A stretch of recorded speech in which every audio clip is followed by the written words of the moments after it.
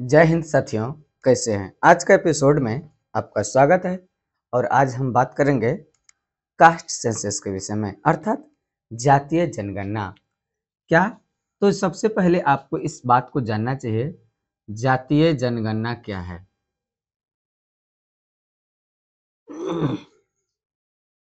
क्या? जातीय जनगणना। दोस्तों, जातीय जनगणना अर्थात जाति के आधार पर उसकी गणना करना। कैसी करना? किसकी संख्या कितनी है और उसकी संख्या जितनी है, क्या उसको उतना आरक्षण मिल पा रहा है।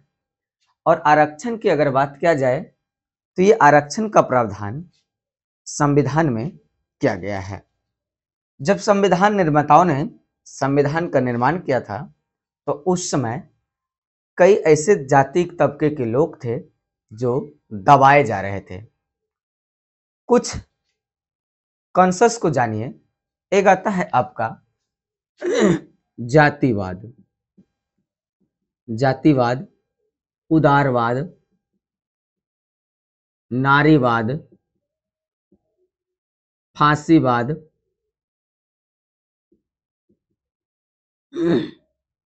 फांसीवाद, उसके बाद मार्क्सवाद,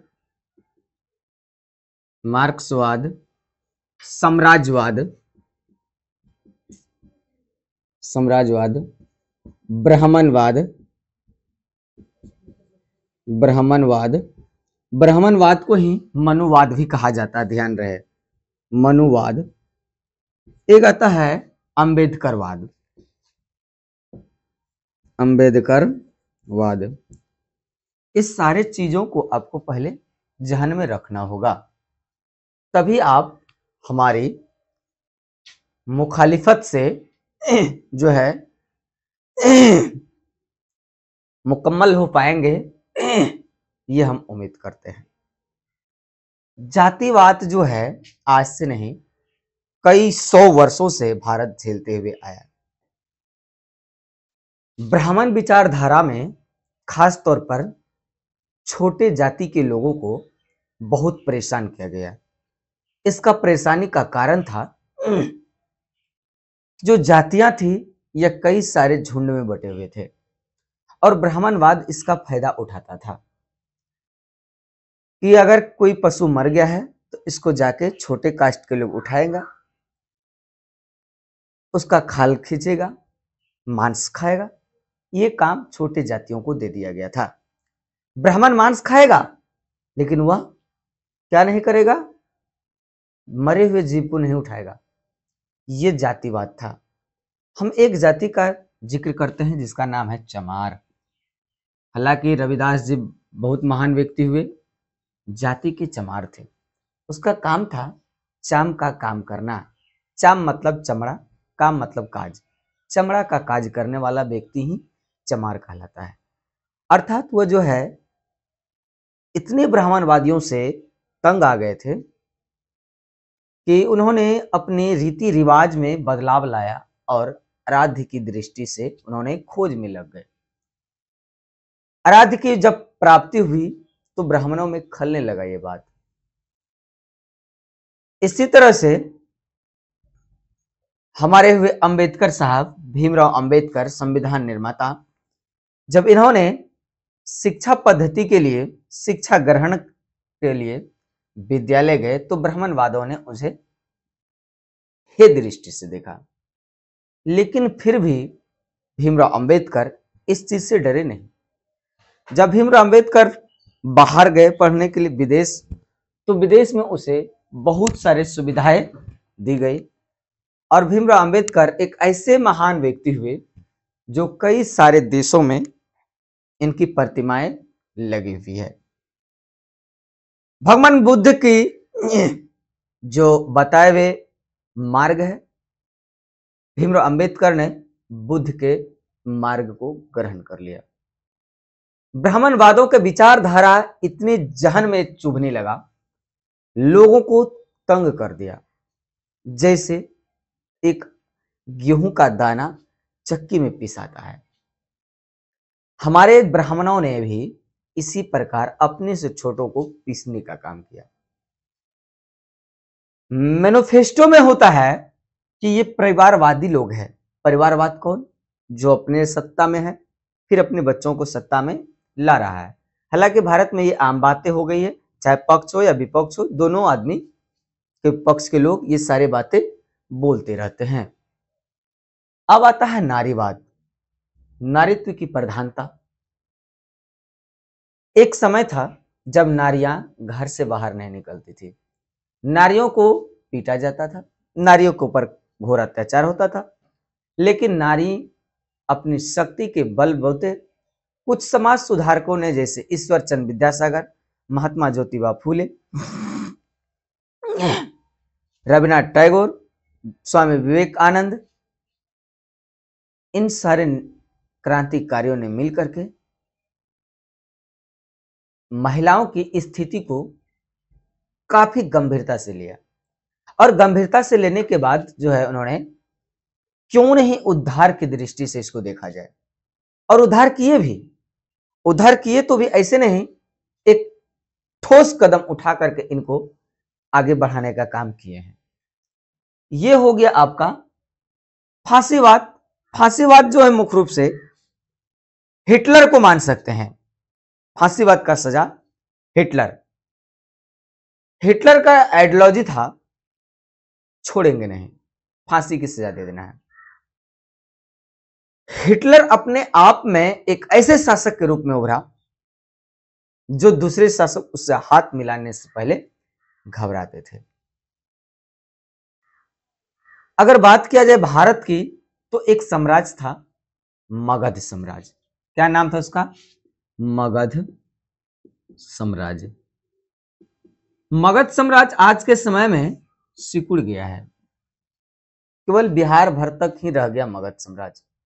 एक समय ऐसा था मगध साम्राज्य, बिहार से आरंभ होकर के अफगानिस्तान, ईरान, तेहरान, लेबनान, राइन तक ये जाता था, म्यांमार के छूता था।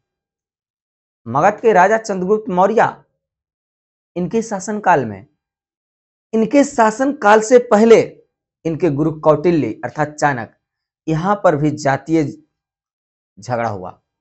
जाति के कारण ही नंद वंश का विनाश हुआ। जाति ही लेकर के आज के समय में अपनी अपनी हिस्सेदारी की बात करते हैं सब लोग। अगर क्या संविधान में जाति शब्द को खत्म कर दिया जाए तो आपको लगता है दलित पिछड़े वर्ग के लोग कुछ कर पाएंगे? नहीं कर पाएंगे। ये बाबा साहब अंबेडकर का दिया हुआ मेरा हथियार है। इस हथियार का इस्तेमाल हम करते हैं। राजनीति करने वाले लोग भी इसी हथियार को तो अपनाते हैं। राजनीति में जब उतरते हैं तो ये क्या करते हैं? इस सारे चीजों को लेते हैं। विपक्ष का मुद्दा जातीय आधारित लंबे वर्षों से चलता हुआ आ रहा था। क्या हम जातिगत जनगणना कराएंगे, इसका पता लग सके किस जाति में कितने प्रतिशत गरीब लोग हैं, कितने का आय पर कैपिटा क्या है। राजीव गांधी जब देश के प्रधानमंत्री बने थे तो उन्होंने कहा था कि अगर हम केंद्र से पर व्यक्ति के लिए 1 रुपया भेजते हैं तो लगभग 15 पैसा ही पहुंच पाता है। इसके बीच में जो है बिचौलिए खाते हैं। तो राजीव गांधी ने सिस्टम को सही किया और पूरा मिलने लगा।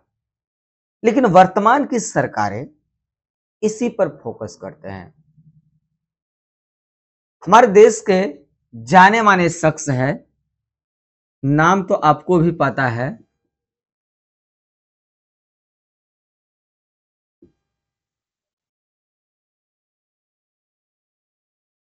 नाम है इसका दामोदर दास नरेंद्र मोदी।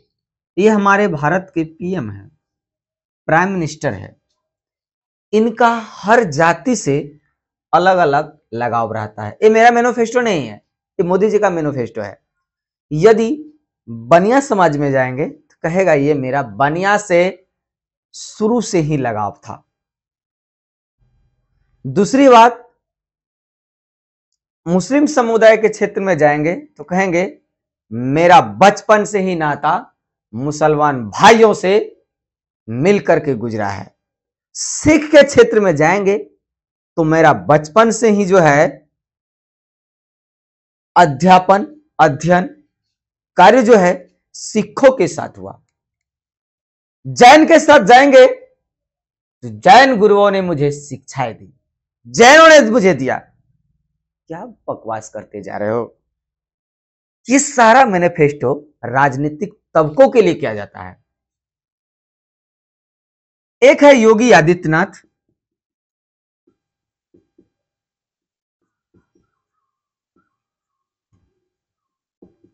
इनका मैनिफेस्टो था बटोगे तो कटोगे, बटोगे तो कटोगे।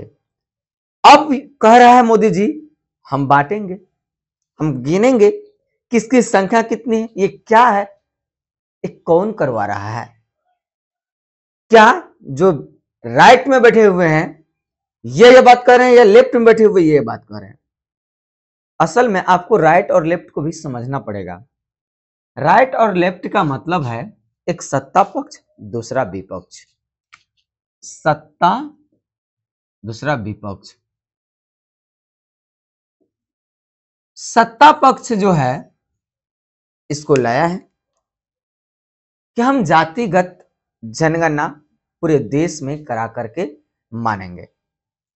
आप एक बात बता सकते हैं किसको हम सत्ता पक्ष कहेंगे, राइट कहेंगे, और किसको लेफ्ट कहेंगे? किसको राइट कहेंगे और किसको लेफ्ट कहेंगे? मैक्सिमम तौर पर देखा जाए तो जो सत्ता में होता है वह जो है राइट कहलाता है। वर्तमान में राइट में जो है आता है बीजेपी। कौन? बीजेपी। इसके साथ साथ इसके गठबंधन के सारे दल, एमएनएस महाराष्ट्र निर्माण दल, और भी आता है इसमें जेडीयू। इस सारे जो है किस पर आते हैं? सत्ता के। और अपोजिशन का कौन है? एलओपी, तो राहुल गांधी।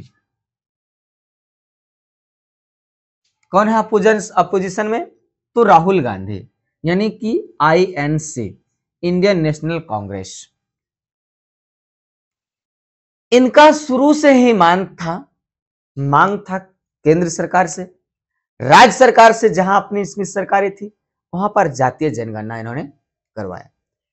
एक छोटा सा राज्य बिहार पिछड़ा, यह जातिगत जनगणना करवा लिए।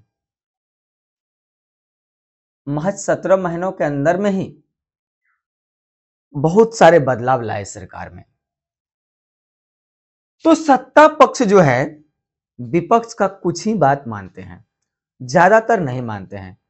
लेकिन जब मोदी जी जीत करके गए, सत्ता पर बैठे, तीसरी बार प्रधानमंत्री बने, एलओपी का चयन हुआ, एलओपी में राहुल गांधी बैठे, और राहुल गांधी का यह मैनिफेस्टो था कि हम किसी भी हद तक पार कर सकते हैं और इसी कैबिनेट में, इसी संसद में जातिगत जनगणना को पास कराएंगे।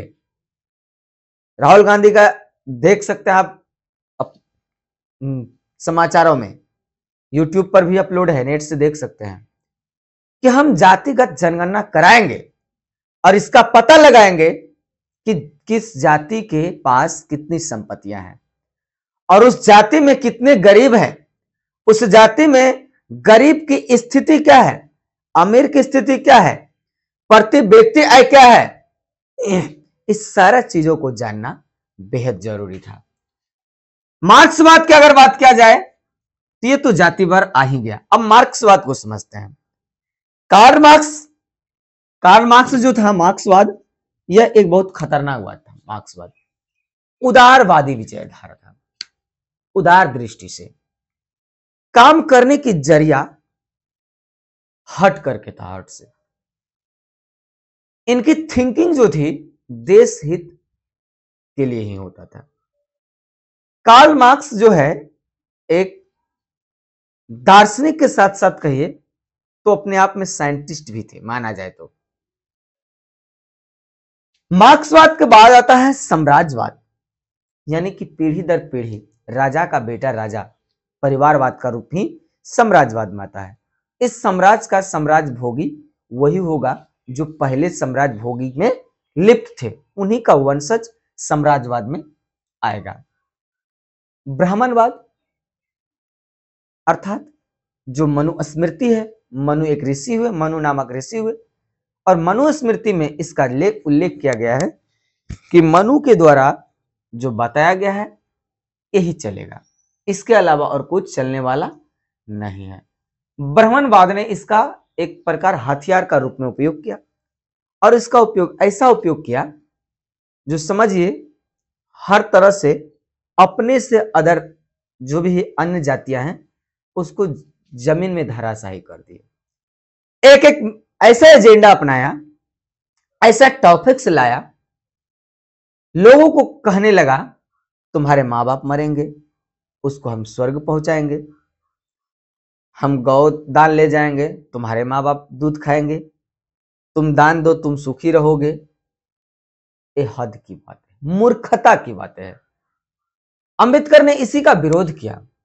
यही कारण है कि भगवान बुद्ध के शरण में सभी जाति के लोग गए, हिंदू, मुस्लिम, सिख, ईसाई, जैन, यहूदी, पारसी, जिसको जाना है सब गए। सम्राट अशोक जब कलिंग का युद्ध जीते थे, पद्मावती जब आई थी हथियार के साथ, महिलाएं, वीर कन्याएं, तो अशोक से ललकारा गया कि तुम आओ और मुझसे युद्ध करो। लेकिन क्या अशोक ने युद्ध किया? नहीं किया। अशोक पूर्ण रूप से नारी समर्थितवाद थे। उन्होंने नारियों पर अत्याचार करना सही नहीं समझा, और नारी पर उन्होंने अत्याचार भी नहीं किए। उन्होंने अंत में यह कहे कि बुद्धम शरणम गच्छामि, धर्मम शरणम गच्छामि, संघम शरणम गच्छामि। मैं बुद्ध के शरण में जाता हूं, मैं धर्म के शरण में जाता हूं, मैं बुद्ध के शरण में जाता हूं। इस प्रकार उन्होंने कह करके कलिंग युद्ध की समाप्ति की, और पद्मावती लौटती है वहां से। यह था नारीत्ववाद के अंतर्गत साम्राज्यवाद। ब्राह्मणवाद में यानी कि जो ब्राह्मणों की विचारधारा है वह, यह देश हित के लिए कभी नहीं था, ना आज ना पहले। यह देश के विपरीत थे। सभी दिन यह जो है कहां थे? लेफ्ट वाले ही रहा करते थे। अगर वह राइट में आ भी जाते थे तो लेफ्ट वाले का कोई बात सुनने को तैयार नहीं थे कभी भी। अंबेडकरवाद लेकिन क्या किए? इन सारे चीजों को खत्म किए। संविधान सभाओं में आज सांसद जैसे हैं, पहले देश जब मेरा आजाद नहीं हुआ था तो वो सांसद नहीं होते थे, बल्कि वह होते थे आपका क्या? तो होते थे संविधान सभा के सदस्य। जब संविधान सभा के सदस्य के रूप में अंबेडकर साहब संविधान लेकर के जब पेश किए तो उन्होंने बताया कि जातिगत यहां पर जाति रहना चाहिए, जातियों को आरक्षण मिलनी चाहिए, कम ही सही लेकिन उसको आरक्षण दिया जाए।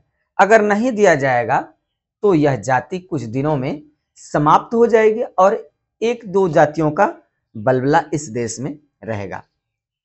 आपको पता है पूरे विश्व में सबसे अधिक मुसलमान वाला देश है, तो नाम है उसका इंडोनेशिया। कहां है? इंडोनेशिया। इंडोनेशिया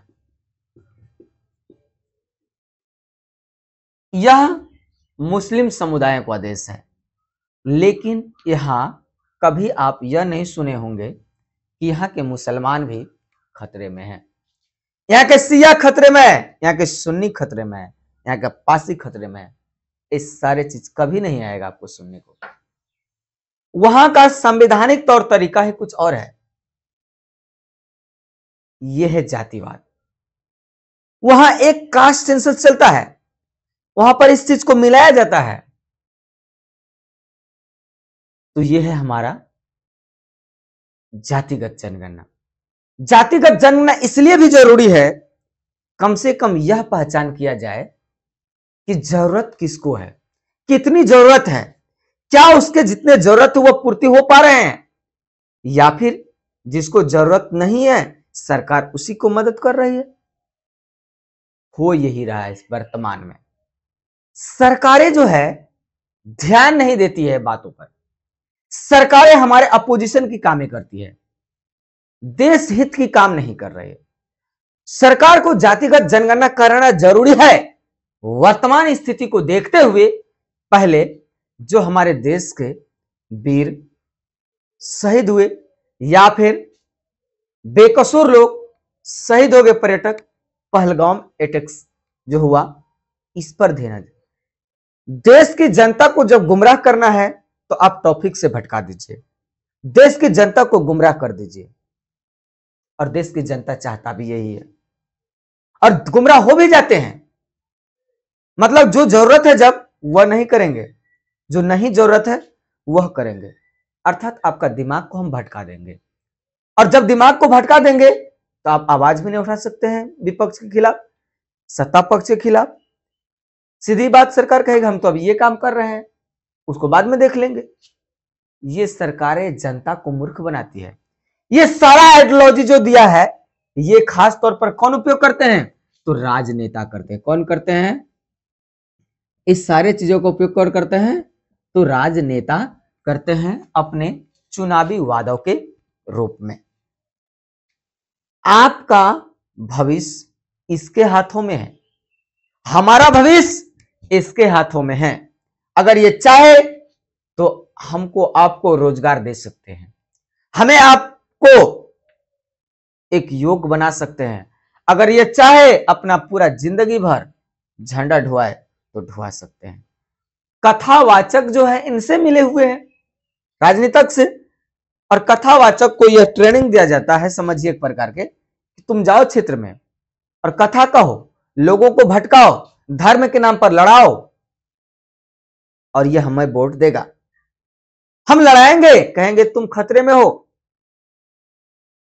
एक छोटी सी सुझाव जानिए, आया था हिंदू खतरे में है, हिंदू खतरे में है। दूसरा आया था हिंदू राष्ट्र, हिंदू राष्ट्र। ये क्या है दोनों? आप इस चीज को समझ पा रहे हैं? हिंदू खतरे में और हिंदू राष्ट्र।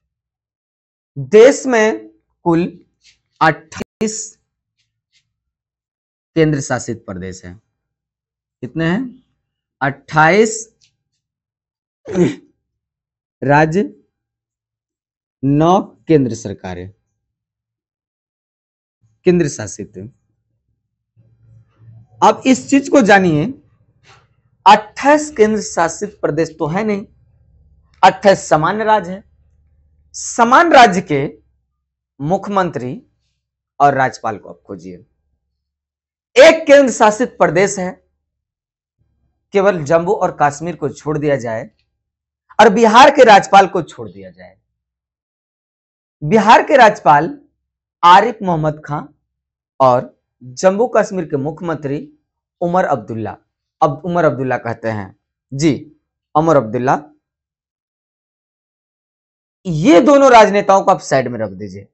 जितने राज्य हैं सभी राज्य के राज्यपाल हिंदू, सभी राज्य के मुख्यमंत्री हिंदू, देश के प्रधानमंत्री हिंदू, देश के राष्ट्रपति हिंदू, देश के रक्षा मंत्री हिंदू, देश के कानून मंत्री हिंदू। बना लीजिए, कानून पास करवा लीजिए, बना लीजिए हिंदू राष्ट्र, मुझे इससे किसी चीज के ऐतराज नहीं है। दूसरा, खतरे में है। सब जगह तुम हो तो फिर खतरे में मैं कैसे हूं? तुम्हारी कमजोरी कारण मैं खतरे में हूं। तुम कमजोरी को सही करो, तभी जाकर के जो है देश की स्थिति सही होगा। जुमलेबाजी से काम चलने वाला नहीं है। इसलिए भी जातिगत जनगणना जरूरी है कि ये जुमलेबाजी कब तक लोग सहे। तुम करो तो ठीक, नहीं तो सत्ता जब पलटेगा हम तो करेंगे ही। ये थॉट है। चाहे राइट वाले करे, राइट वाले जब लेफ्ट में आएंगे तो लेफ्ट वाले राइट में जाएंगे, वो कर लेंगे, उनके पास पावर होगा, पास कर लेंगे अपने काम। तो ये होती है सत्ता। अब आप उम्मीद करते हैं कि अच्छे से बातों को हमारा समझ ही गए।